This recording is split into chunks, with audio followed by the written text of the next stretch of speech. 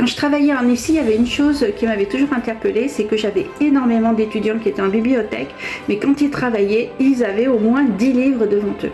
Ça veut dire que la source d'information, elle était démultipliée. Donc je me disais vraiment, ces étudiants, ils bossent et ils vont essayer de creuser toutes les informations, ils vont essayer de recouper, et pour moi, je trouvais ça plutôt intelligent. Au fur et à mesure des années, je me suis par contre rendu compte que c'était plutôt trop d'informations tue l'information. C'est-à-dire que les étudiants ne savaient plus retenir l'essentiel. J'ai changé d'optique et je disais aux étudiants, vous prenez un bon site internet et un bon livre par exemple, ou vous prenez un soutien scolaire et un bon livre à côté, mais attention à ne pas vous diversifier de trop, parce que du coup vous ne savez plus retenir l'essentiel et vous savez plus ce qui est attendu au niveau de votre IFSI.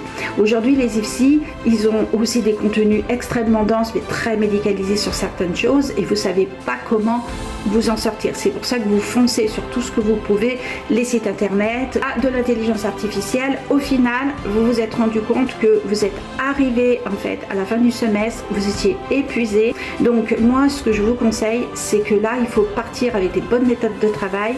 On ne se prend que 2 outils bien pensés, bien réfléchis et on s'y tient, on ne lâche pas ces outils-là.